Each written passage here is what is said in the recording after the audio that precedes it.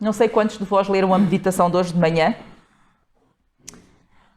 Era um texto muito inspirador.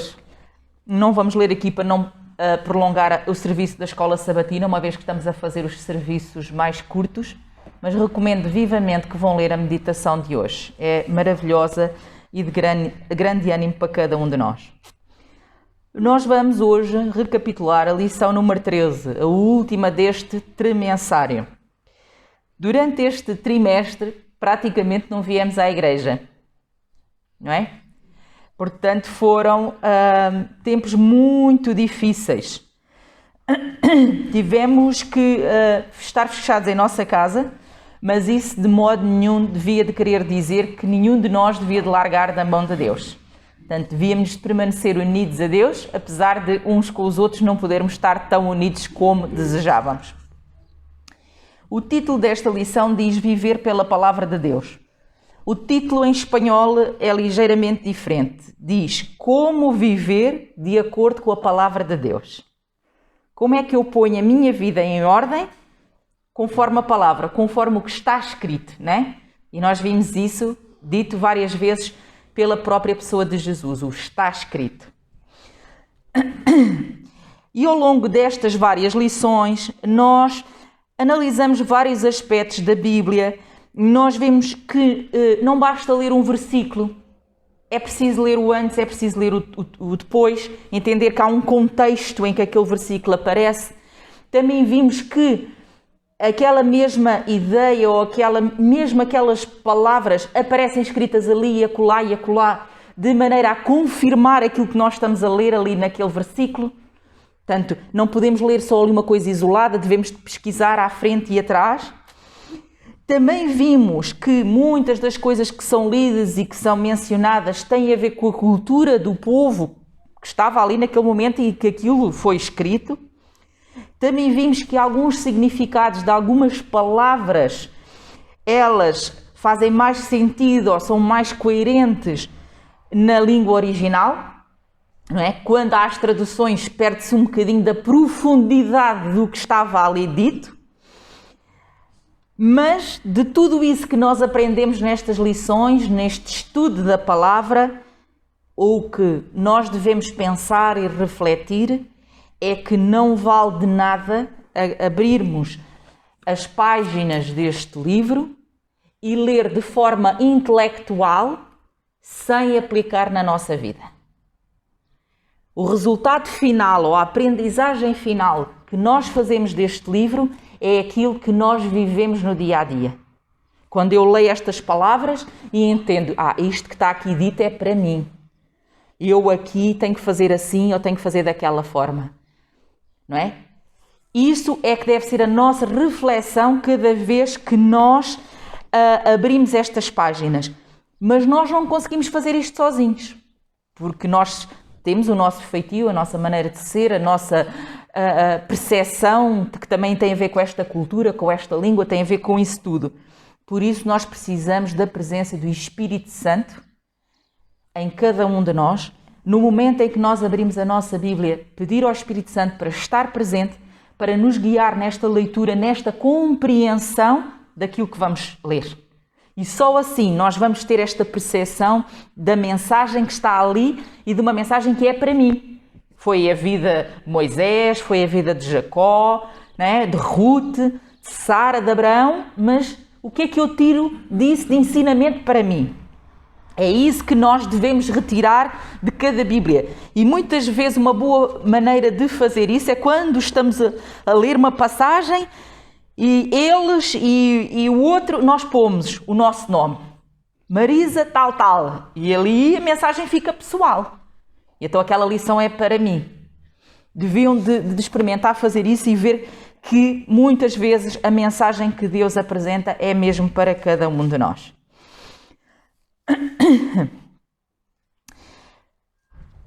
Quando nós lemos Filipenses 2, 12 a 16, e vou pedir a vocês que abram as vossas Bíblias, porque vamos ler já de seguida. Há 4 ideias, ou 4 lições, ou 4 ensinamentos que nós podemos retirar de lá. O primeiro é que só o Espírito Santo pode levar a viver o Evangelho. O segundo é que se a palavra produz fruto na nossa vida, então nós não podemos viver em murmuração nem em contenda. Isto tem que estar muito claro na nossa mente. E nós vemos isto em vários pontos da Bíblia, né? Quando nos é dito como é que tu dizes que amas a Deus se não amas ao teu irmão, ao teu próximo. Se tu estás a ver o teu próximo e a Deus não vês. Portanto, então és um mentiroso, és um hipócrita. Não é? Portanto, nós, nesta relação de leitura da Bíblia, de compreensão que o Evangelho, que o Espírito Santo nos dá sobre o Evangelho, nós temos que produzir estes frutos e frutos que não têm nada a ver nem com murmuração, nem com contenda. O terceiro aspecto é que esta é a única forma de haver luz e nós, desta forma, nós somos uma luz no meio da escuridão. E o quarto aspecto tem a ver que esta palavra é ela que prepara a vinda de Jesus e é ela que transforma o nosso caráter. Mas vamos ler Filipenses 2, 12 a 16. Quem encontrar pode ler.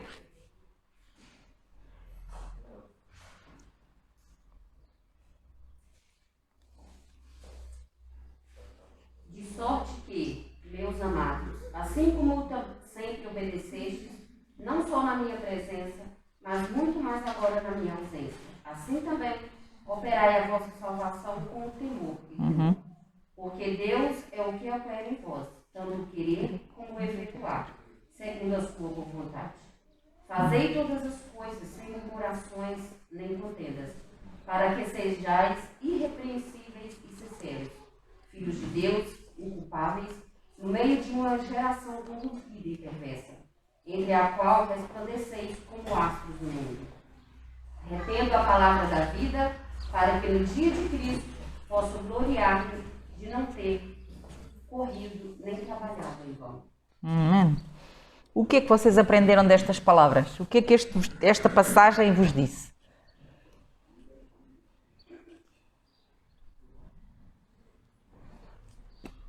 A mim diz que quando estudamos a palavra de Deus e também instruída pelo Espírito Santo, mesmo que é ao nosso redor, não temos bons exemplos, a gente pode ser ali um exemplo, um canal para as outras pessoas verem nós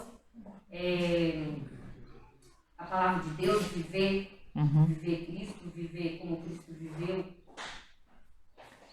É muito importante que nós possamos entender que só o facto de nós estarmos próximos de Deus, com a presença do Espírito Santo na nossa vida e pedindo por esta transformação de caráter, é que a transformação se vai dar. Portanto, nós temos que aprender, temos que praticar e temos que viver esta transformação de caráter. E apesar de nós estarmos aqui nesta igreja, cada um de nós está numa etapa diferente disto. Não estamos todos no mesmo degrau. Um está um degrau acima, um está um degrau abaixo.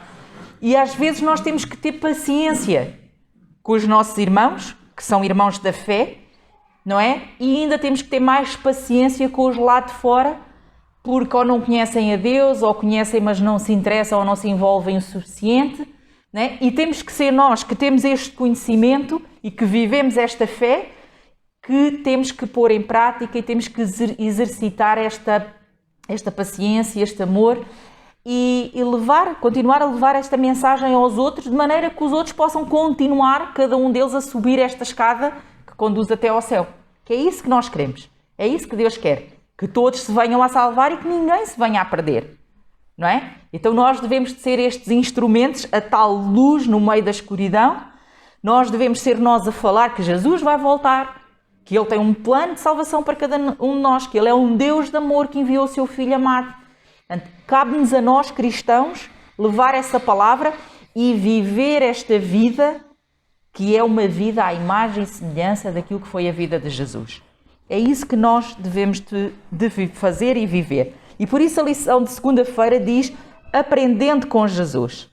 E depois, Marisa, toda diz. uma festa de contenda, se a gente tomar uma festa de atitude diferente, as coisas começam a fluir. Certo. Porque se você entra em choque com certas atitudes, Sim. aí vai passando o tempo, vai passando o tempo, ele falou uma coisa e falou outra coisa. E tendo nós uma atitude diferente, as coisas começam a fluir e já vemos com os outros olhos. E começamos a ter aquela paz que a gente até tanto anseia. Exatamente. Uma das formas mais fáceis de resolver um conflito não é a pessoa falar e eu respondo e falar e respondo e falar e respondo e estamos ali e está uma guerra aberta. Muitas vezes nós temos que nos ausentar, deixar passar ali aquela temperatura mais elevada, não é? E depois, com mais calma, até nós próprios, com mais calma, depois de oração, não é? Irmos e falarmos outra vez sobre o assunto. E as coisas resolvem-se. E muitas vezes as grandes tempestades que nós criamos, ou grandes montanhas, elas desaparecem por si só, porque muitas vezes é a forma como nós olhamos para aquilo que está a acontecer, não é? Tornamos aquilo ali um grande problema, uma grande dificuldade. E não é. Se nós nos distanciarmos e começarmos a olhar de longe e ver, olha, realmente aquilo não era nada, não é? Pronto. Só que essa atitude parte sempre de nós. Porque, não sei se já ouviram esta frase, que diz, com maior conhecimento, maior responsabilidade.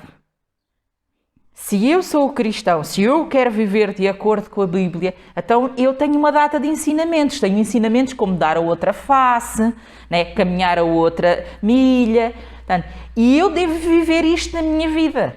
Isto não é para os outros, é para mim. Certo? Pode ser difícil, eu não estou a dizer que é fácil. Mas a verdade é que é este o propósito. Era isto que Jesus fazia, não é? Era esta a atitude dele e é isso que nós também queremos fazer. E por isso esta lição de segunda-feira que fala sobre a maneira de Jesus, como ele fazia, como ele derrotou o inimigo com estas palavras. E prestem atenção, porque este inimigo, ele também dizia o está escrito. Ele também ia buscar palavras da Bíblia, não é?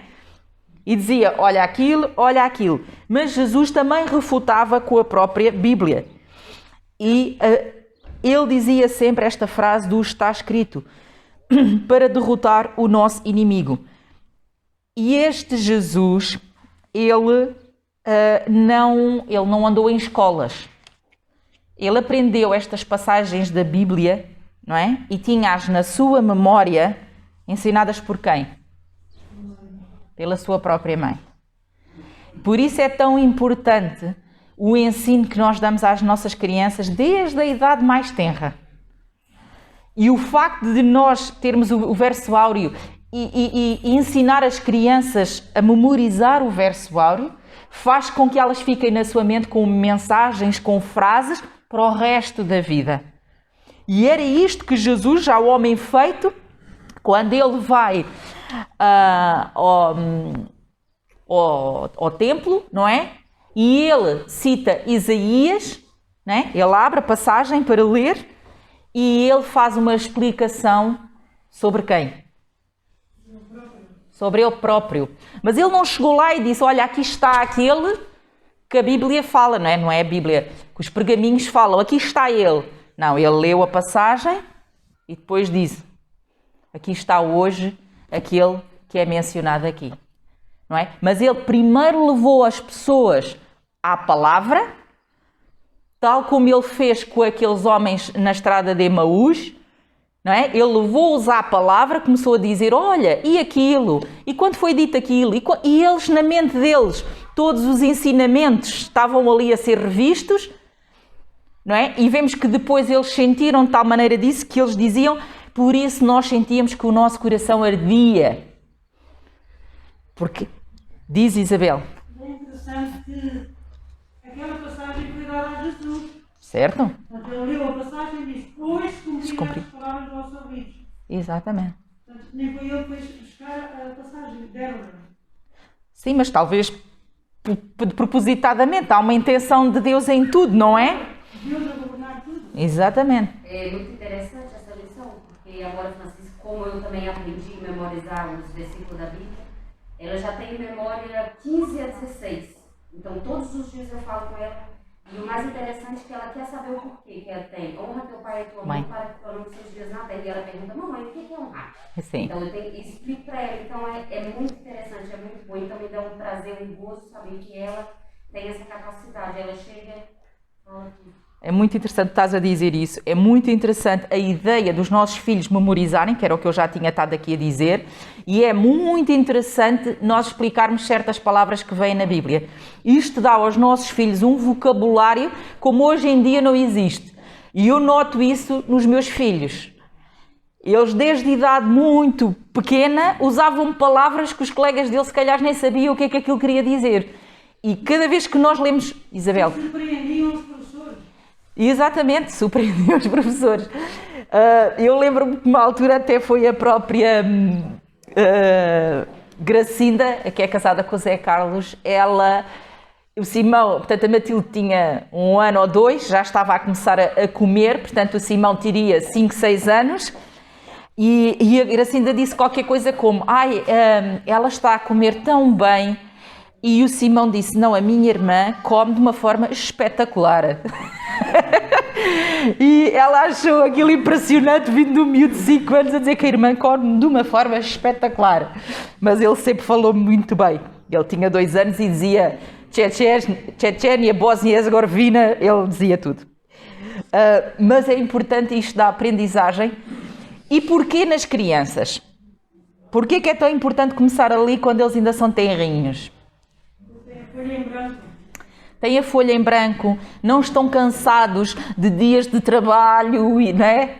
De toda uma vivência, não têm uma sobrecarga de acontecimentos e de emoções e de outras compreensões e da própria vivência. A nossa própria vivência pode-nos condicionar na compreensão de determinados temas. Se eu sempre vivi assim, ou se eu sempre fiz isto assim, e eu estou a olhar para aquele tema e estou condicionada. A criança não tem nada disso. A criança está livre para entender e compreender aquilo que lhes é dito e aceita tal e qual como lá está. Leva à letra, não é? E por isso é muito mais fácil ensinar à criança e, como eu já disse, ao ser ensinado desde criança, fica para o resto da vida. Não sei se querem adicionar alguma coisa aqui à lição de segunda-feira, mas eu só ia chamar a atenção a esta frase que está aqui, que diz, Jesus, a palavra de Deus encarnada. E por isso vamos para a lição de terça-feira, que parece um bocado estranha. Diz assim, Jesus versus Escritura. Então de segunda para terça o que é que aconteceu? Na segunda dizemos, Jesus, a palavra encarnada. E na terça temos este título, Jesus versus as Escrituras. Quem quer falar sobre isto? O que é que tiramos daqui desta compreensão da lição de terça-feira? O que é isto, Jesus versus Escritura? Jesus está a contar a Escritura? Nada é uma pergunta. Claro que Jesus não está a contar a Escritura.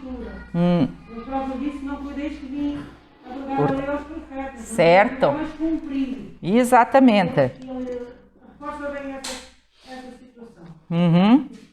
Então e esta palavra que nos é aqui dita como? Visto o que foi dito? Pois eu digo... Isto é uma contradição? O que é que se passava aqui? É uma pergunta. Referente aos profetas. Porque eles pregavam, sim, mas não tinham que viver com a palavra. Certo. Viviam em tradições que Jesus veio quebrar. Muito agarrada à tradição, exatamente.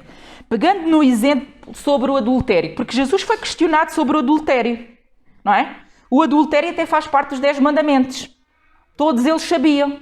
Portanto, todos eles, visto o que foi dito, estava na mente deles. Eles sabiam que não haviam de adulterar. Certo e sabido. Agora, o que Jesus vem dizer o quê? Ele diz que se alguém, um homem, se quer olhar para uma mulher com determinados pensamentos, ele já está aqui. Em adultério. O que é que Jesus está a fazer aqui à lei?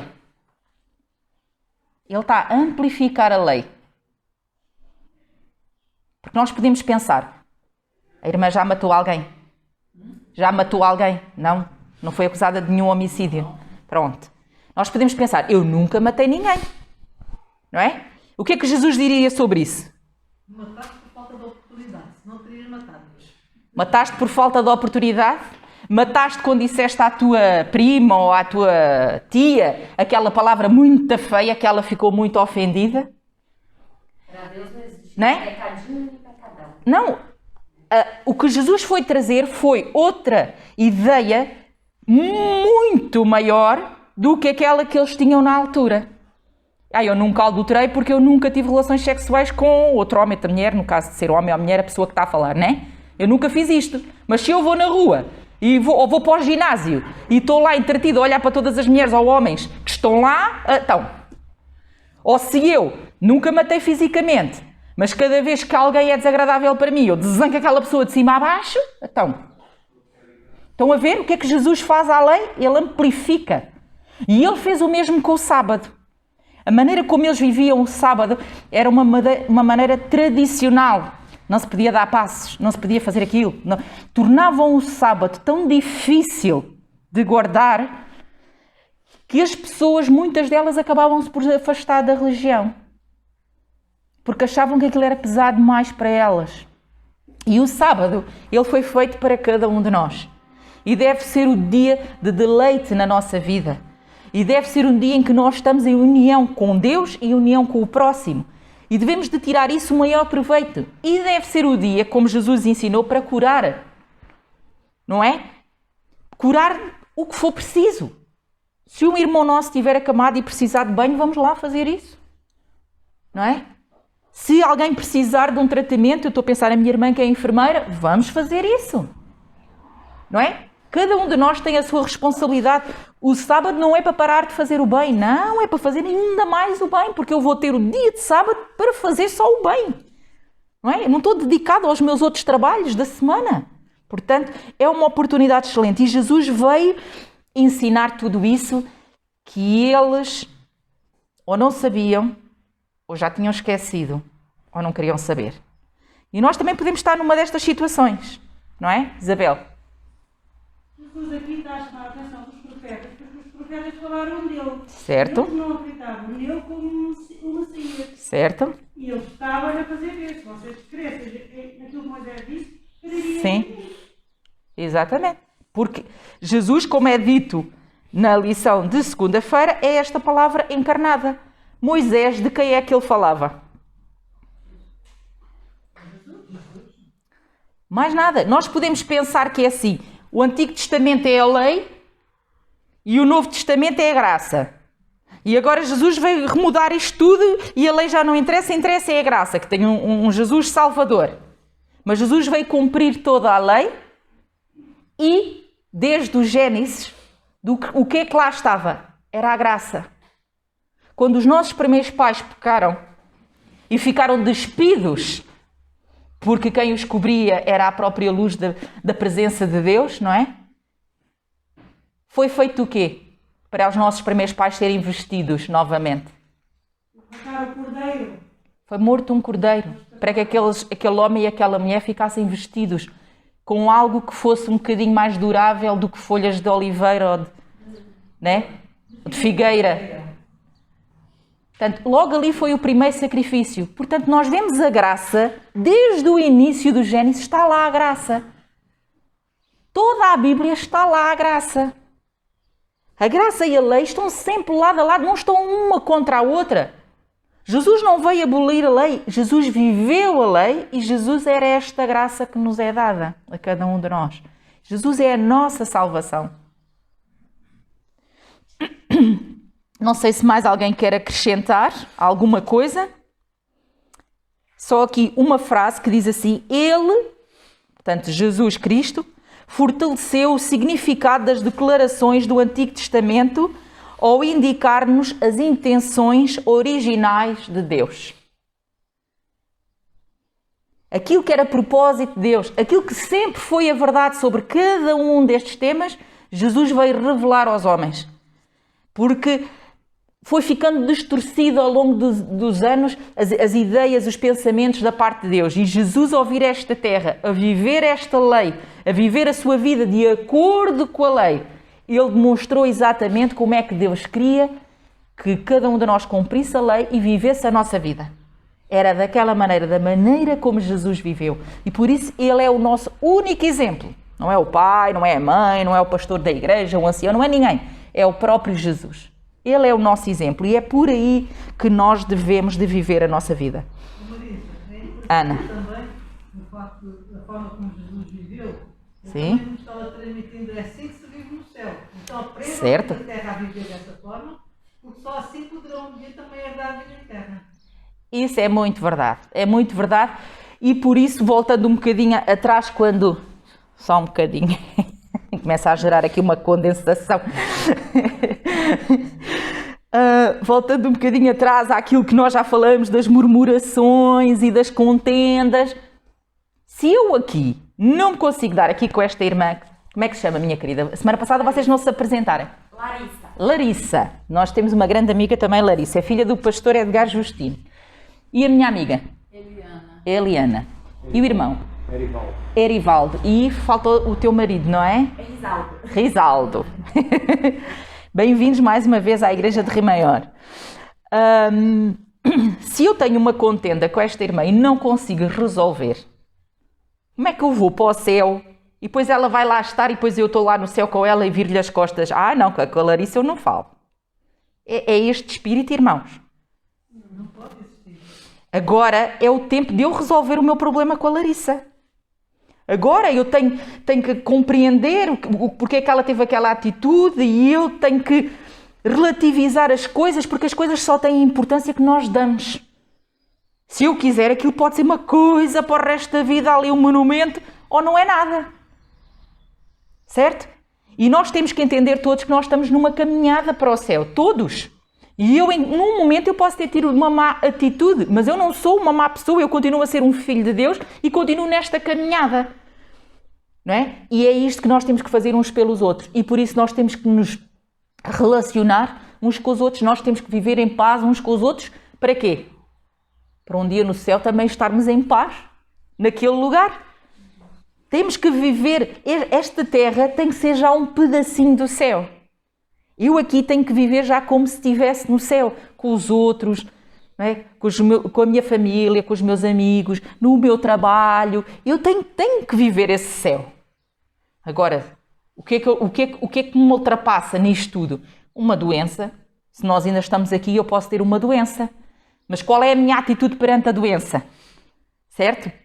Mesmo perante as adversidades, eu posso sempre ter a minha atitude de cristã e isso é que vai revelar realmente como é que eu estou a viver esta palavra. Porque esta palavra não é só para ler.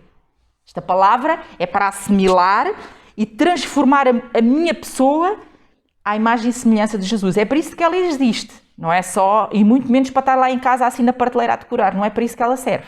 É para ser lida, pensada, meditada, né? Comparar passagem com passagem, aprofundar este conhecimento. Lição de quarta-feira. Momentos tranquilos com a palavra de Deus. Nós devemos de passar tempo com Deus. Não é o tempo aqui na igreja todos unidos.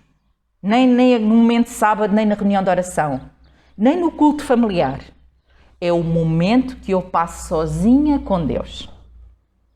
Se nós agarrarmos na nossa semana e retirarmos o sábado, retirarmos a reunião de oração, retirarmos o culto familiar, quanto tempo é que eu passo sozinha com Deus? Não é para responder alto, é só para pensarem.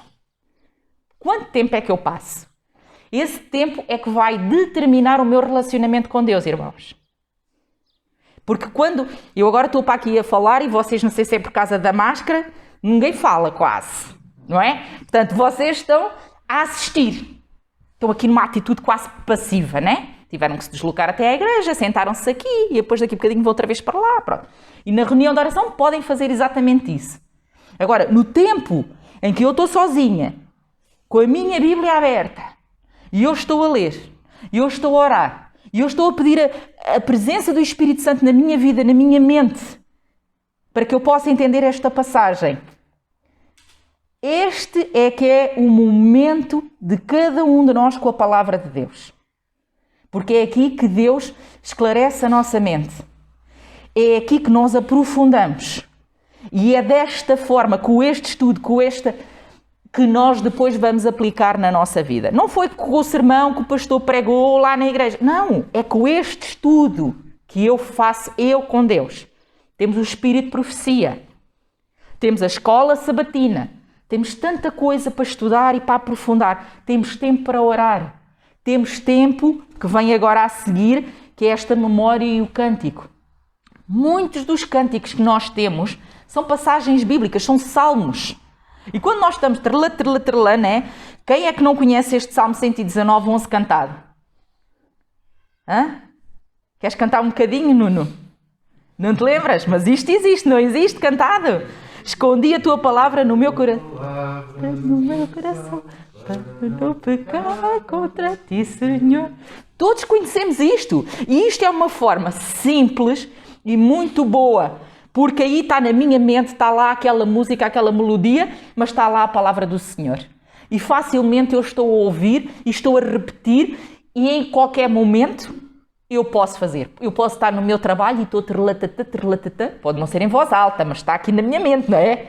E estou a cantar para dentro e estou unida a Deus naquele momento, mesmo podem estar 50 pessoas à minha volta, mas eu estou ali, eu e Deus.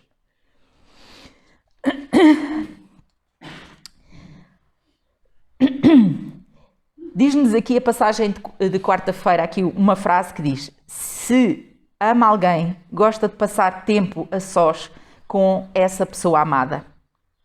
Escolha um lugar onde possa ler e refletir na palavra de Deus sem interrupções. Isto para as mães é complicado. Às vezes temos que pôr os filhos a dormir e depois então é que vamos ler. Ou então tem que ser antes deles acordarem e é que vamos ler. Mas a verdade é que, seja qual for a nossa vivência, mais novos, mais velhos, com filhos ou sem filhos pequenos, o que for, temos de arranjar um tempo na nossa vida para estarmos a sós com Deus, sem interrupções. O que é que Jesus fazia? E até nisto Jesus era o nosso exemplo. O que é que ele fazia? E a que horas do dia é que Jesus fazia isso? De madrugada.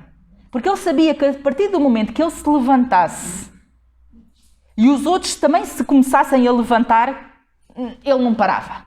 Vai para ali curar aquilo, vai para ali prega aquilo, vai para ali ainda há ali o outro milagre para fazer, vai para ali.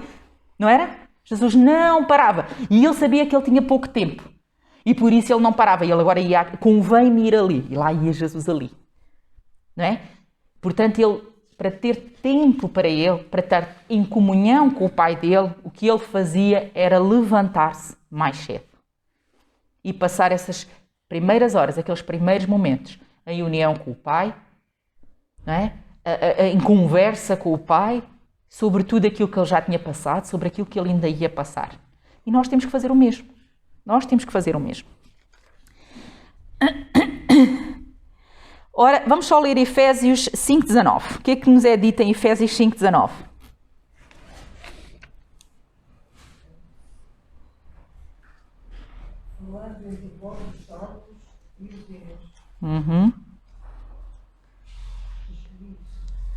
Hinos. E depois diz cânticos espirituais, não é? Salmodiando ao Senhor no vosso coração. Portanto, parecia mesmo uma frase para os tempos do dia de hoje. Se eu não posso estar a fazer em voz alta, então eu estou com a música na minha mente, no meu coração, e eu estou a repeti-la vez após vez, vez após vez. Nada disto é novo. O próprio Davi, ele vivia esta situação. Havia sempre cântico. Vemos Moisés e a irmã de Moisés sempre. O cântico esteve sempre lá. E isto é uma forma muito boa, muito proveitosa de nós estarmos em união com o nosso Deus. Marisa, deixa eu só fazer. Diz, Ana. Isso o cantar é muito bom para a gente adormecer, tá? Às vezes nós estamos muito ansiosos, algum problema, alguma coisa que aconteceu durante o dia e ficamos voltando a cama para cá e para lá, para cá e para lá e não conseguimos adormecer. Se nós começarmos a cantar um hino, oh, não temas só contigo. Rapidinho. Muito bem. Certo. Então, remédio para as insónias, não é? Cantar o hino ou repetir na mente uma passagem bíblica que nós temos memorizada. Estão a ver tão simples? É interessante saber Acorda a pensar nisso. Acorda a pensar naquilo. Exatamente. Ela não vai ter uma passagem que ela diz: pela contemplação sereis transformados. E a verdade é que tudo aquilo em que a nossa mente está ocupada, é isso que nós vamos gostar, é isso que nós vamos viver, é isso que nós vamos ambicionar, e é por aí que é o nosso caminho. Se eu adormeço a cantar um hino ou a relembrar uma passagem, eu no outro dia eu continuo nesse registro. E todos os dias da minha vida vão ser assim, eu termino e começo exatamente da mesma maneira. E aqui Deus está sempre na minha vida e é isso que Ele deseja para cada um de nós. Então, também existe o inimigo, quando a nossa mente está vazia, vamos dizer assim, ele sempre incuta em nós certos pensamentos, certo, para nos deixar preocupados, ansiosos, tudo aquilo que Deus não deseja que nós tenhamos. Certo. Tá? E quando nós recitamos um salmo, Sim. uma passagem bíblica, ou que começamos a cantar, aquilo desvanece, vai-se embora e Sim. não nos lembramos mais. Porquê? Verdade. O inimigo estava ali a pôr aquilo na nossa mente para realmente nos afastar de Deus. E quando nós cantamos, nós buscamos o auxílio divino e aí todo o mal desaparece. Mesmo verdade. Isso acontece Larissa, comigo no diz. trabalho. Às vezes o tempo parece que não vai passar. Aí eu começo a cantar o hino na cabeça, né? Certo. Eu vou ficar lá cantando, mas todo mundo ouvir. Aí passa rapidinho. É mesmo isso. Então, vamos só ler aqui um parágrafozinho que está aqui na lição de sexta-feira, que diz assim: porções das Escrituras, até mesmo capítulos inteiros, podem ser memorizados para serem repetidos quando Satanás surge com as suas tentações. A Ana falava um bocadinho sobre isso, vai-nos assombrar sobre não és capaz, ou não vais conseguir, ou isto correu mal, ou foste mal criado. Ele traz à mente aquela falha, aquele problema, aquela situação. Quando Satanás procura levar a mente a demorar-se sobre coisas terrenas e sensuais, ele é resistido mais eficazmente por está escrito. Quinta-feira, Sim. eu até matei uma crise de pânico. Passou mal, eu acho que eu tenho que chamar uma ambulância e ir para o hospital. Aí eu li isso aqui, foi o que me ajudou, na quinta-feira. Sim. Recordar as promessas de Deus e fixar a nossa mente na palavra de Deus, em vez de a fixarmos nos nossos problemas, Certo. eleva os nossos pensamentos até Deus. E tem 1000 formas de nos ajudar, mesmo quando não descortinamos nenhuma. Verdade. Aí eu desisti de ligar para o centro. Pronto. Portanto, o remédio das insónias também se aplica no dia a dia. Está bem? Continuar a ler passagens de Deus, continuar a levar louvores a Deus e manter esta nossa ligação com Deus, não é 3 vezes ao dia, é ao longo do dia todo. Isto... Vida, a palavra de Deus. Como Jesus disse, e não tereis vida a mim, para teres vida. Então, se nós formos a Jesus, temos vida. Jesus é o médico dos médicos. Mais... Ajuda o Margot. Exatamente. E ajuda qualquer um. É mesmo isso. Também tem uma passagem que eu gostei, Sim. que é em Salmos 17, que diz: descansa no Senhor, espera nele, aquietai-vos e sabei que eu sou Deus. Amém. Isto também nos dá um grande descanso. Sim, sim. Isso também é um bom remédio para a insónia, não é? Aquietai-vos e sabei que eu sou Deus. Muito bem, meus irmãos. Foi o trimestre que nós tivemos. Eu gostei muito deste trimensário, apesar de ser completamente diferente do trimensário anterior, e por isso é que é bom, porque estamos a estudar um tema, depois temos outro tema completamente diferente, e agora temos que nos preparar para o próximo trimestre para estudar mais afincadamente cada um dos temas que nos vai ser proposto. Está bem? Vamos terminar a escola sabatina com o hino 186. Olá, queridos amigos e irmãos. É um privilégio poder estar convosco hoje, sábado, dia 27 de junho de 2020, para poder partilhar convosco alguns anúncios importantes sobre algumas atividades de igreja. A primeira atividade que gostaria que nós tivéssemos em atenção acontece já nesta tarde. Às 15 horas nós vamos ter o último dos concursos bíblicos organizados pela Juventude Adventista.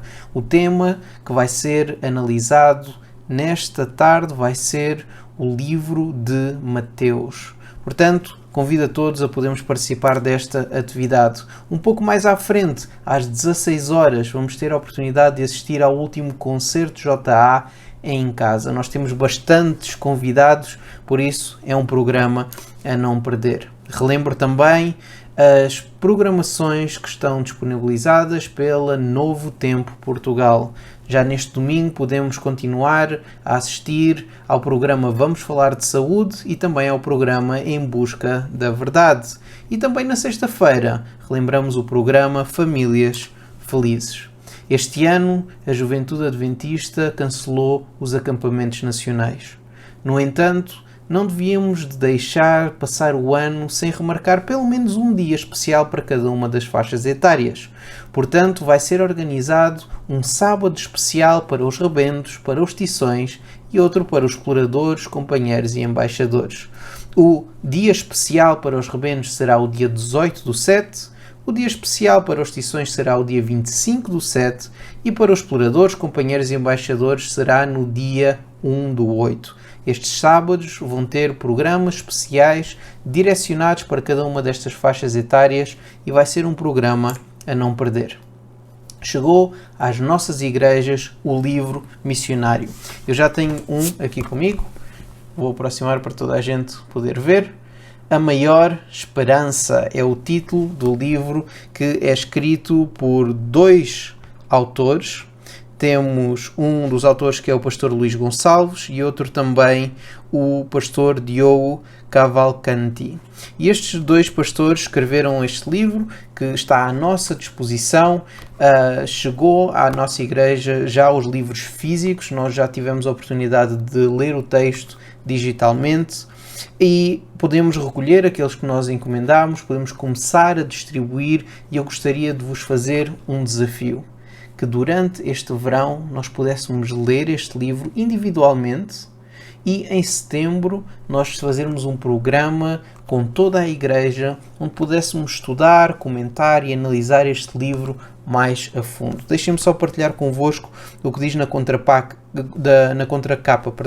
Diz: em A Maior Esperança, ou seja, neste livro, descobrirá informações indispensáveis sobre o que está a acontecer no nosso planeta e sobre o futuro da humanidade. Estamos prestes a presenciar o maior acontecimento da história, a maior esperança. Por meio deste livro, entenderá melhor o presente e preparar-se-á para uma nova vida. Sabemos que algo maravilhoso está para acontecer. Será o maior acontecimento da história, que desenha a mais linda esperança que vai amanhecer no nosso horizonte. Prepare-se, porque este livro levá-lo-á numa viagem extraordinária. E eu quero fazer esta viagem junto contigo. Portanto, fica com uma cópia para ti. Durante este verão, lê este livro e em setembro nós vamos ter este programa especial onde todos juntos podemos analisar estas verdades importantes relativamente aos dias que nós estamos a viver e em especial com a segunda vinda de Jesus e a grande esperança que é um dia podermos estar com Cristo no céu. Quero falar convosco sobre mais um anúncio que está relacionado com a publicadora Servir. Amanhã, dia 28 de junho, temos uma grande e única oportunidade. Vai haver uma casa aberta onde tudo estará a 50%, com algumas exceções. É limitado ao estoque existente, as Bíblias estarão a 20%, manuais da escola sabatina, assinaturas de revistas e CDs não estarão abrangidos por esta promoção. No entanto, há muito material que nós podemos aproveitar. Amanhã, durante 24 horas, não percam esta oportunidade. Podem fazer as vossas encomendas online, por e-mail, por telefone ou até na loja das instalações da publicadora Servir. Quero terminar simplesmente a deixar o contacto telefónico e o e-mail do vosso pastor, que continua 100% à vossa disposição. Apesar de nós hoje não estarmos fisicamente juntos, talvez não com a mesma regularidade que estávamos no passado. No entanto, não é por causa disso que nós deixamos de estar conectados, deixamos de estar unidos e deixamos de estar presentes na nossa igreja.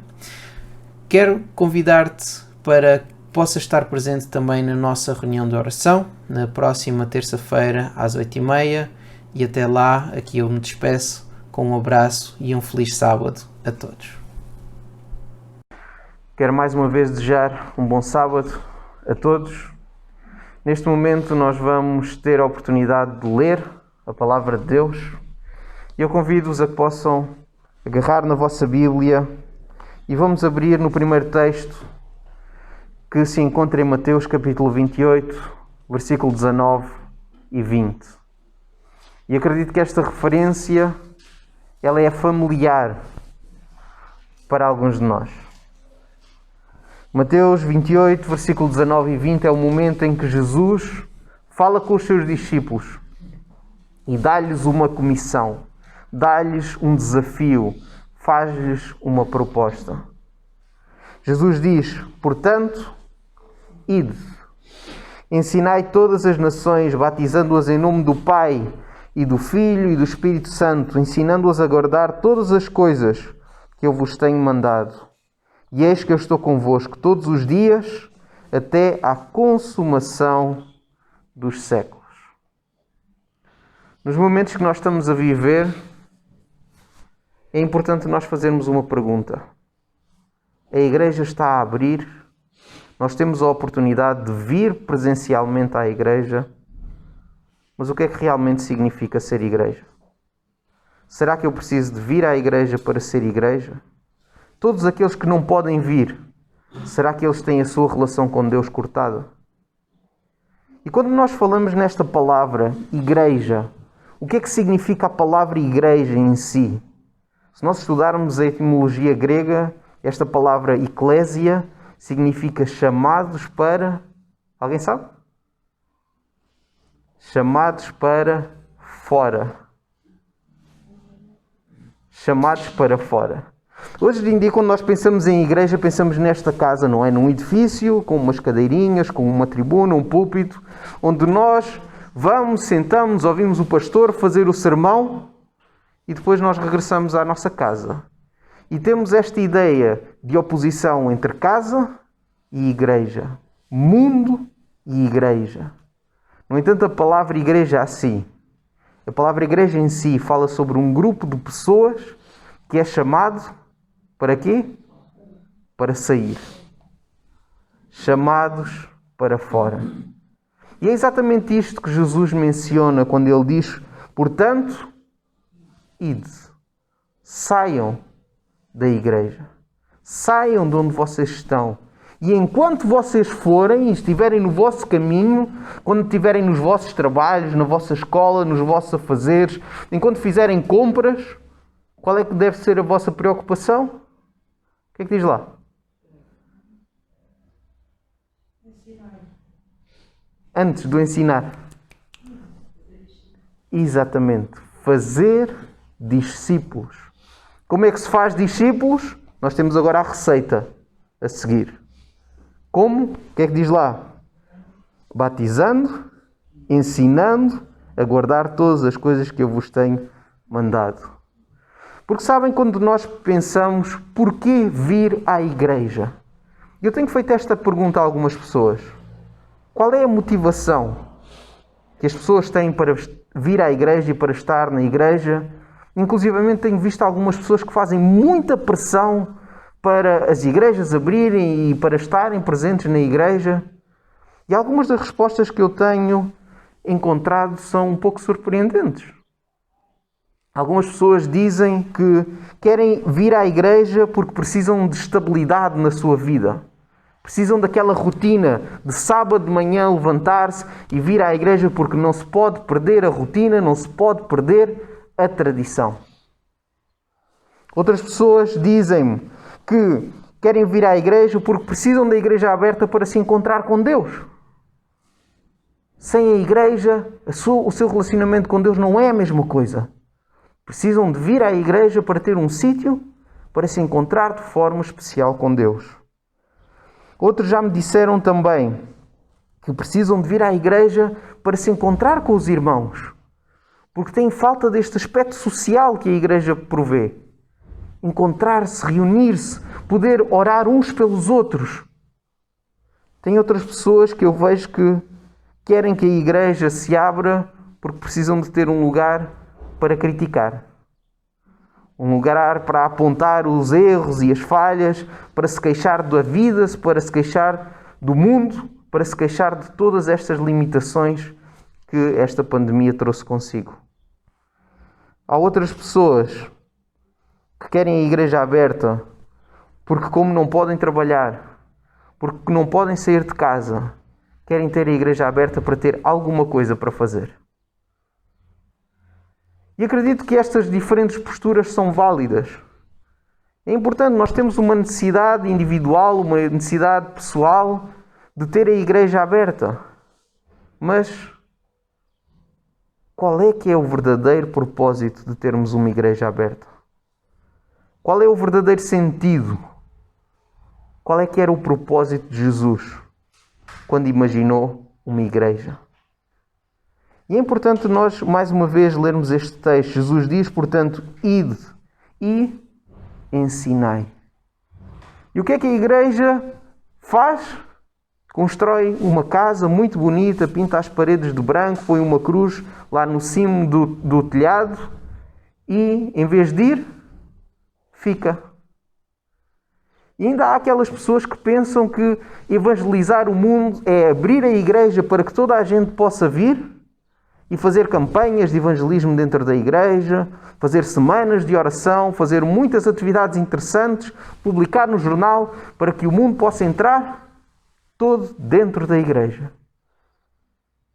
No entanto, se nós pensarmos, é uma forma muito pouco eficiente de fazermos evangelismo. Eu dou-vos uma ilustração. Nós queremos fazer evangelismo e queremos levar a nossa casa às costas, certo? Há um animal, no reino animal, que anda com a sua casa às costas. É o animal mais rápido, não é? E às vezes nós queremos fazer a mesma coisa. Nós queremos levar a nossa casa às costas no evangelismo, queremos levar a nossa casa às costas em levar esta mensagem ao mundo e acabamos por andar a passo de caracol. Portanto, se há alguma coisa boa que esta pandemia está a trazer para a igreja, é exatamente a oportunidade de nós fazermos esta reflexão. Porquê é que nós somos igreja? Porquê é que nós temos uma igreja aberta? E será que nós estamos a cumprir aquilo que Jesus nos pede? Ou será que nós já temos uma religião à semelhança dos fariseus no tempo de Jesus? Que era uma religião de normas, de hábitos, de costumes. Mas como nós falámos na escola sabatina, aquilo que estava por trás, estava morto. O que é que Jesus chama a estes sacerdotes, estes saduceus? Vocês são sepulcros branqueados. Por fora está tudo muito bonito, aquela mármore toda branquinha, todo arranjo de flores, mas abrimos e lá dentro está morto. Como é que está a nossa igreja? Será que a nossa igreja é um sepulcro? Um sepulcro muito bonito por fora, com flores, num terreno espetacular, num lugar espetacular, numa cidade espetacular. Mas por dentro, será que estamos vivos? Jesus diz, portanto, ide e ensinai, batizai, ensinar a guardar todas as coisas, fazer discípulos.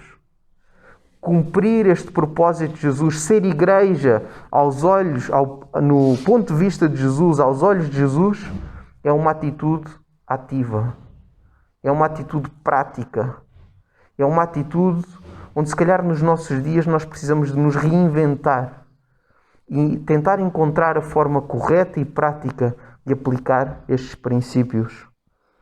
Porque esta ideia está muito enraizada no nosso ADN como adventistas do sétimo dia. A própria postura como nós pregamos e ensinamos, muitas vezes ela entra em choque com esta ideia. Porque reparem,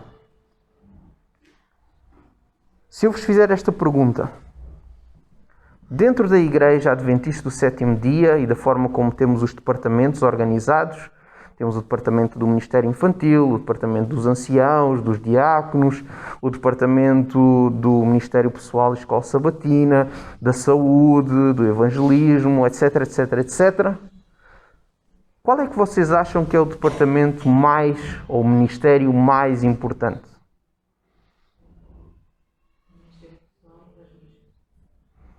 Ministério Pessoal e Evangelismo. Alguém dá outra? Ou ficamos com esta? Eu até diria mais. Este ministério é tão importante e tão essencial que sem ele, nenhum dos outros funciona.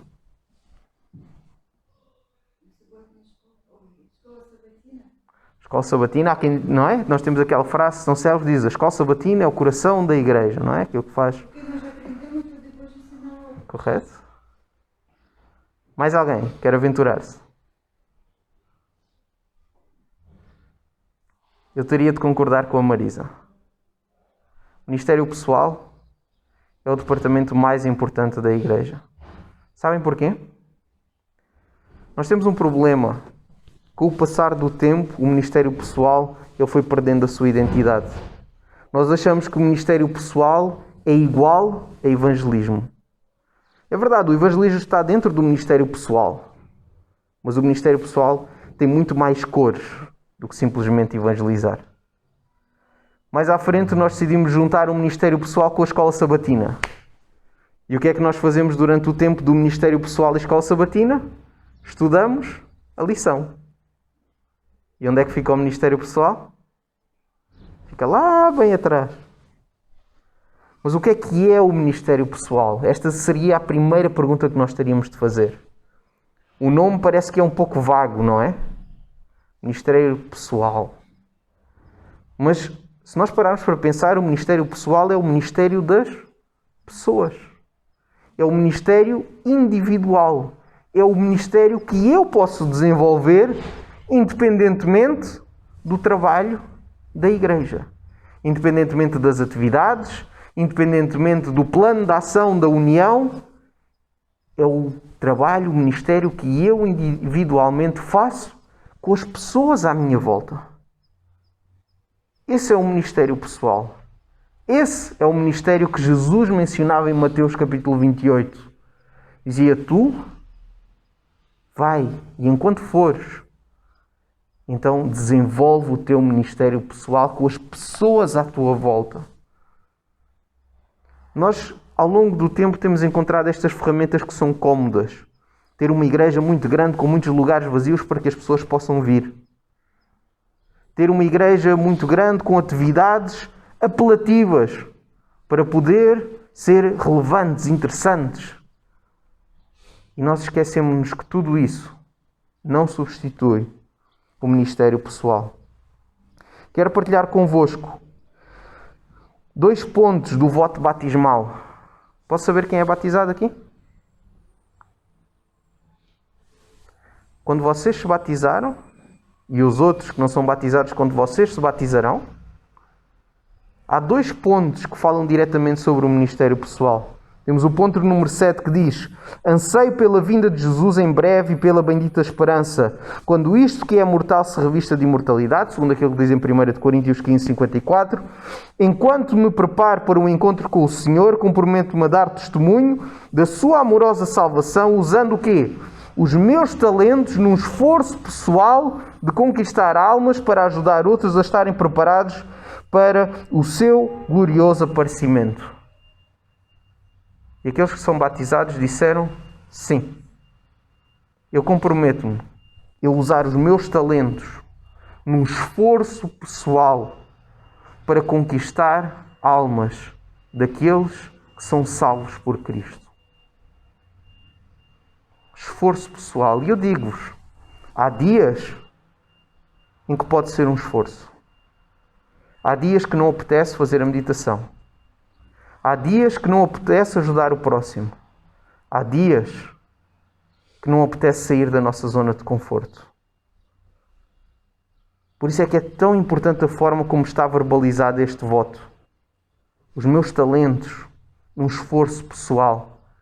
Se eu faço até aqui, será que eu não posso fazer um bocadinho mais? Será que eu não podia esforçar um bocadinho mais? E é aí onde nós vamos realmente cumprir este voto que nós fizemos. Ponto número 9. Acredita na organização da igreja.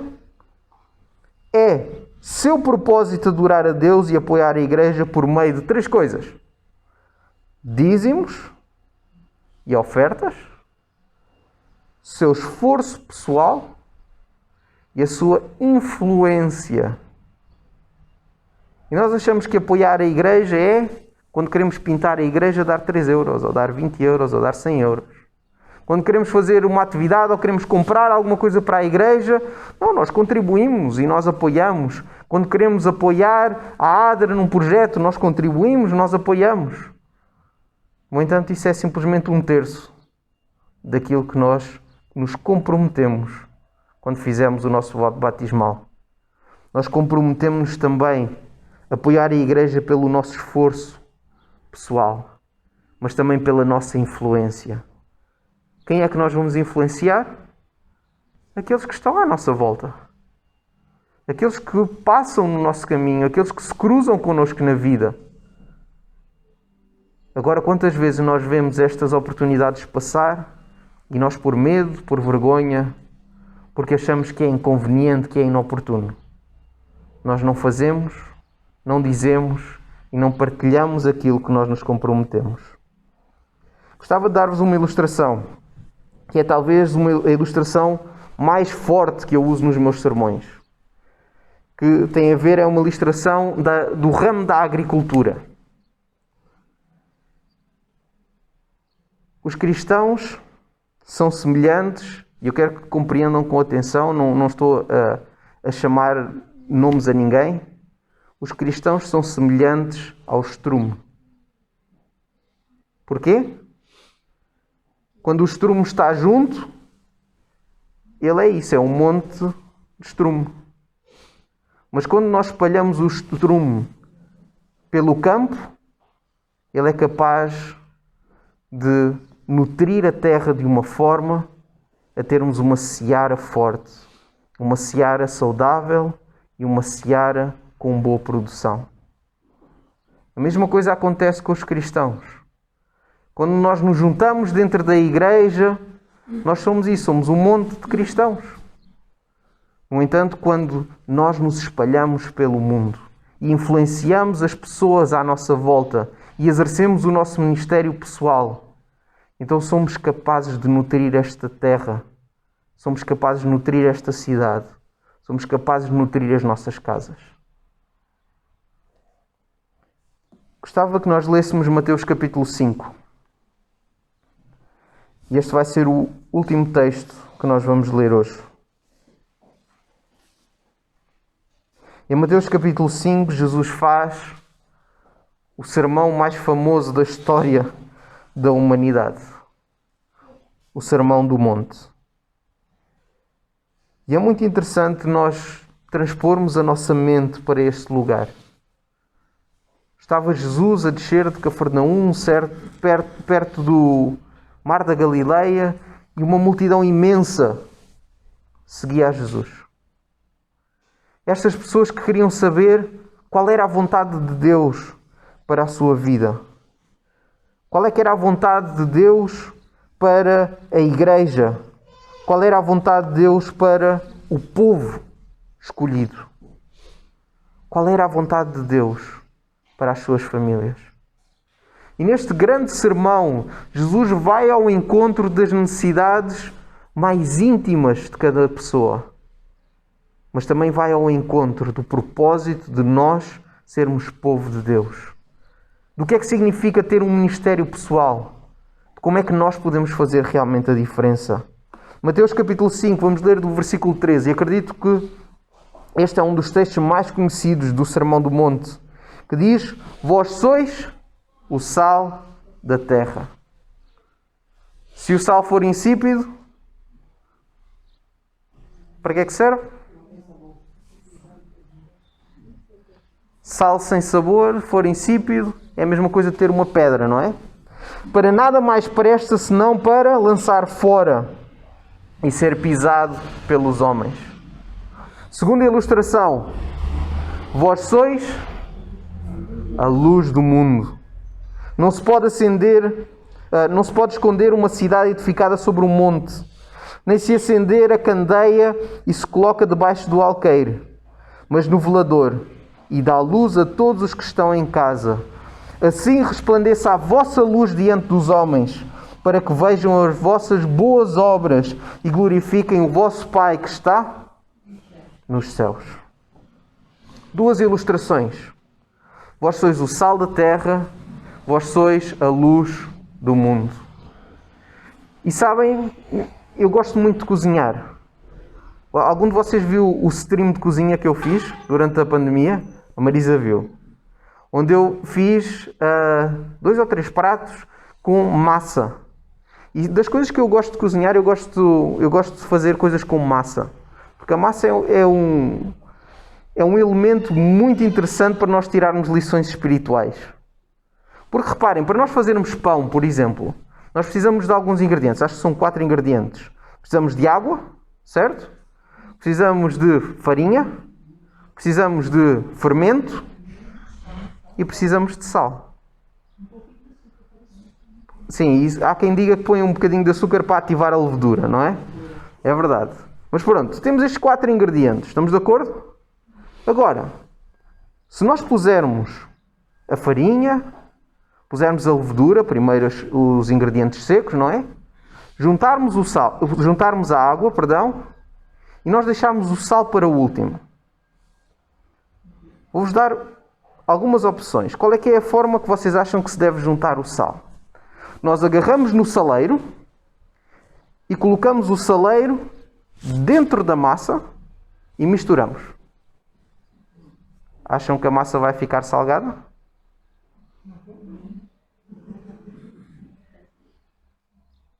É estranho, não é? Colocar o saleiro dentro da massa. Mas não é isso que nós fazemos como cristãos?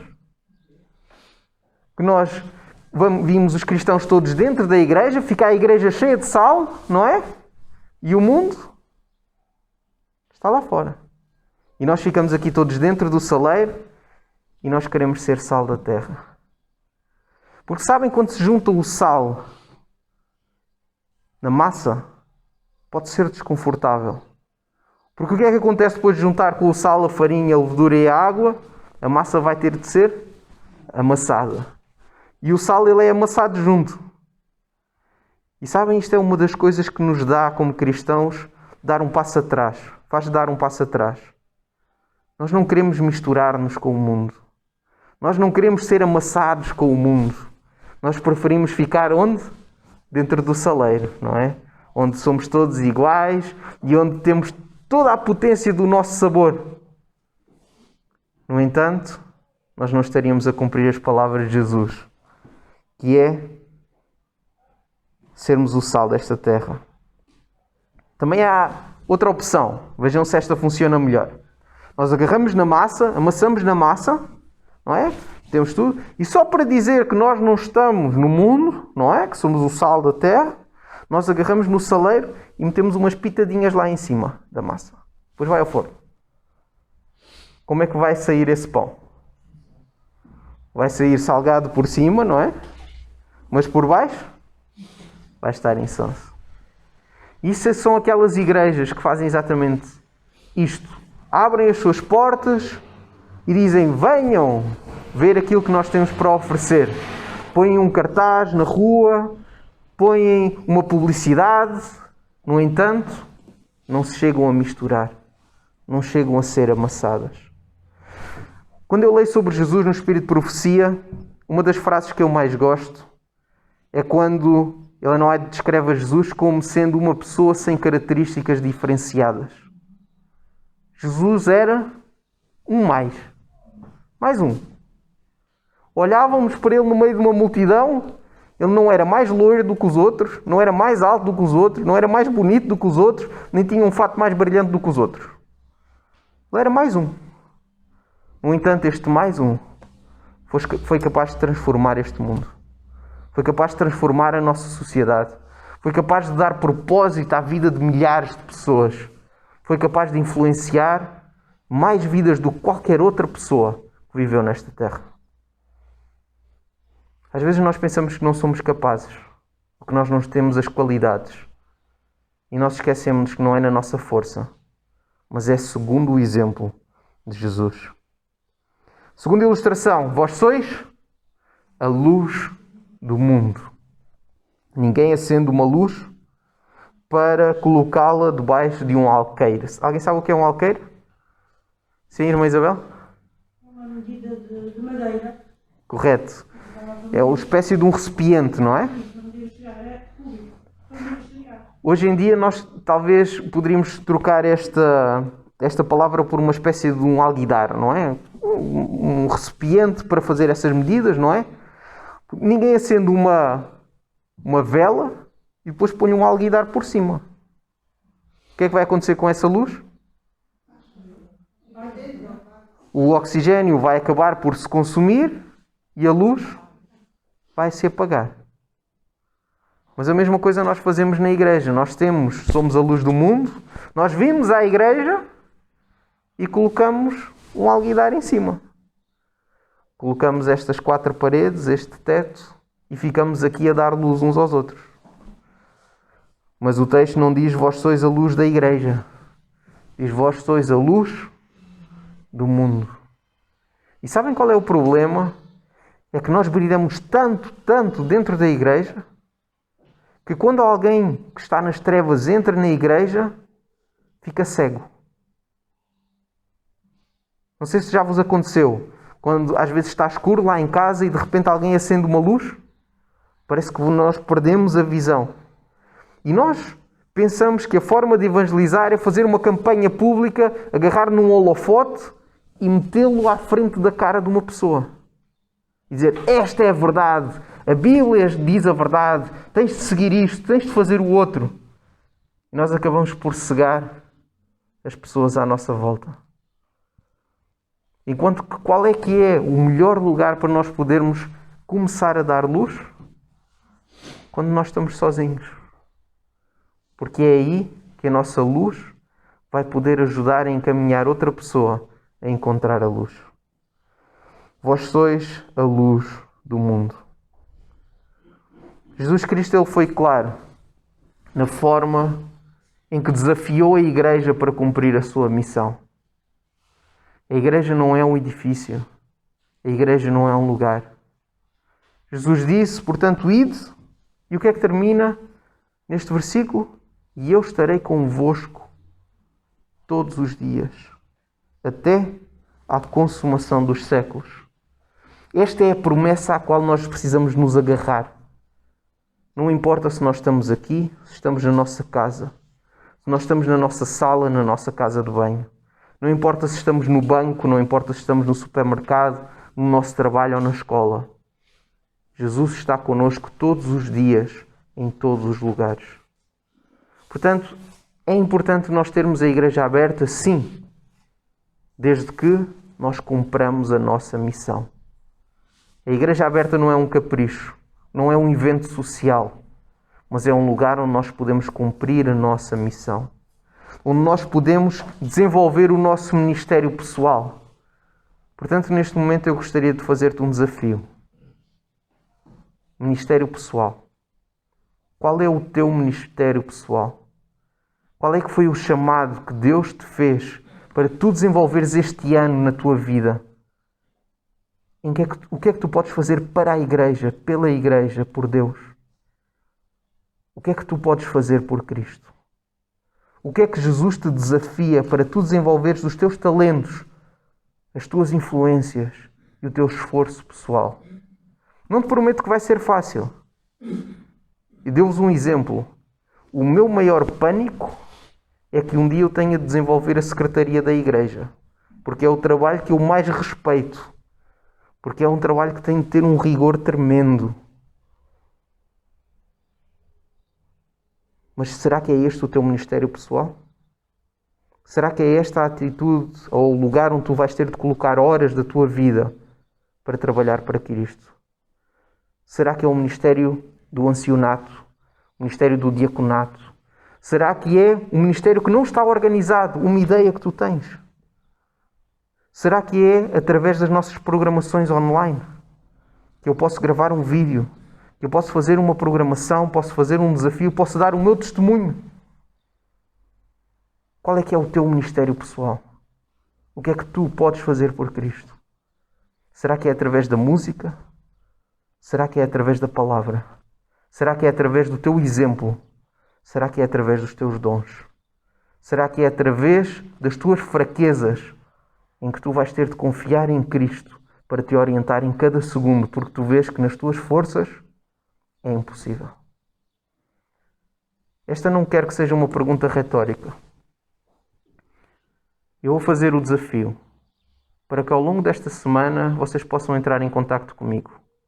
O meu número ele vai estar no final do vídeo, para aqueles que não têm, para que nós possamos falar do vosso ministério pessoal e de que forma é que todos juntos nós possamos ser igreja. Não deixem passar esta oportunidade. Orem sobre o assunto, pensem no assunto e vamos falar. Para que juntos nós possamos ser mais do que pessoas que se reúnem num sítio para falar sobre a Bíblia, para cantar melodias muito bonitas, para falar com Deus de olhos fechados. Para que nós possamos ser uma igreja que cumpre a visão de Jesus. Para que nós possamos ser sal da terra, para que possamos ser luz do mundo e para que possamos ir e fazer discípulos, ensinar todas as coisas que Jesus tem ordenado e batizar estas pessoas em nome do Pai, do Filho e do Espírito Santo. Quero orar com vocês para que Deus nos possa orientar a sermos uma igreja segundo a sua vontade. Não sermos mais uma igreja, não sermos mais um grupo de fiéis assistentes do programa espiritual, mas possamos ser verdadeiros discípulos de Cristo. Convido-nos a todos a colocar em pé e vamos pedir a Deus que possa orientar-nos neste desafio e que a igreja, apesar da distância, apesar das limitações, possa continuar viva. Querido bom Pai, Senhor nosso que estás nos céus, obrigado pela oportunidade que temos nesta manhã fazer esta reflexão, de que nós queremos ser guiados por Ti.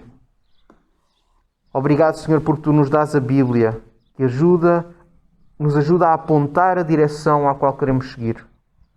Nos ajuda a definir qual é o objetivo que queremos alcançar, mas também que nos ajuda a compreender qual é a verdade ou a vontade de Jesus para a nossa vida. Bom Pai, Senhor, ajuda-nos a sairmos desta zona de conforto, desta zona de incerteza. E ajuda-nos a ter claro qual é que é o trabalho da igreja, para que esta igreja em Rio Maior possa cumprir a Tua vontade. Bom Pai, Senhor, abençoa cada um de nós. Despede-nos agora no Teu amor, em nome de Jesus. Amém.